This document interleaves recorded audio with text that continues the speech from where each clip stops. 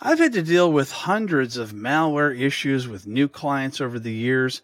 I've even had a couple of viruses named after my company since we were the first to detect them.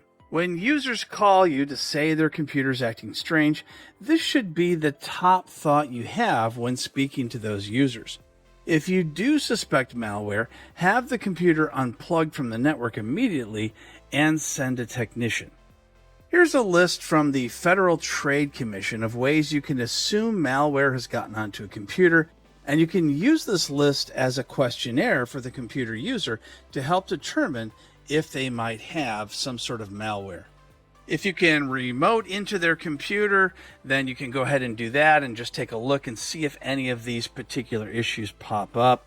But if you're sure there's malware, of course, you'll want to disconnect it from the network and possibly even shut it down, so that way you can take the hard drive out and then scan that software for malware.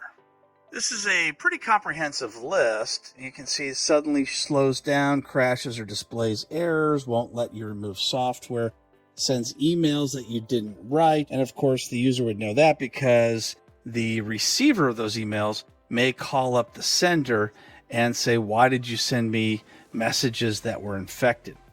You can also see you can run out of battery life more quickly, and that's because the CPU is working much harder. And lots of pop-ups. That's a real common one for some older malware. The newer malware doesn't want you to know there's malware on it unless it's running a cryptographic program for ransomware on your program files or your saved data. Changing the internet homepage is a real common one, and that's because it's going to try to redirect you to the hacker site as well. Let's take a look at how we can determine if there might be malware on our computer. One of the best ways I've found to determine if there's malware, and I learned this from an anti-malware company when we did have a new piece of malware on our computer that was not detected, is to go into Task Manager. When we go into Task Manager, you go through this list of processes, and you can compare this to a list online of what's normal. So if you take a look at these various different processes, and you might think, well, these look fairly normal for what a normal computer without malware would have. However, what you'd want to do is open up the site of the anti-malware companies or open up the site at Microsoft.com and do a search as to whether or not some of these are normal. For instance, I can go to user mode font driver host. And if I find out that's normal, but it's tied to a specific executable, then I can go ahead and right click on it and choose to go to details. Now I can see the executable that's tied to that process. And if it matches, then this is probably not a problem. This is probably not going to be a piece of malware. But if it doesn't match, then it might be malware. And you can send that as a sample file off to the anti-malware company to find out, as I have done multiple times in the past. What malware writers will do is they'll try to make the detailed executables, the services, and the processes all look like something that should be there. And that's why you need to go one step at a time through each of these processes in order to find if there really is malware on it. You also want to take a look at the CPU, memory, and disk.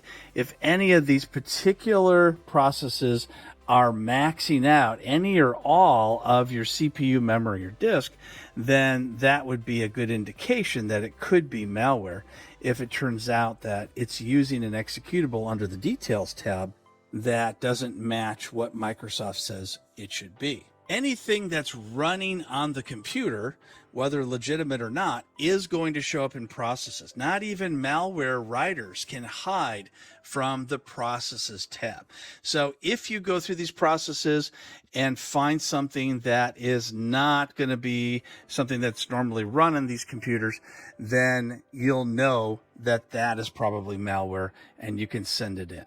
After an hour or so, the anti-malware company will send you back an antivirus signature, which you'll apply to the computer through some sort of an executable or MSI file, and then you'll see that the virus is now gone.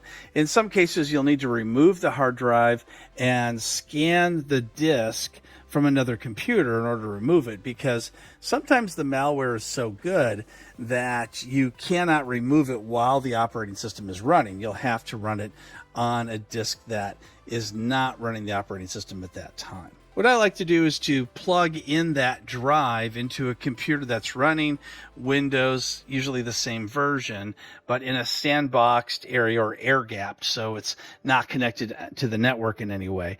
And then you can scan that drive while it is offline, running an anti-malware program that is up to date, and you can also run that antivirus signature file that's sent to you as well. Suspecting malware will be an important part of your job in a help desk agent position. The sooner the computer is removed from the network for analysis, the better off the network will be.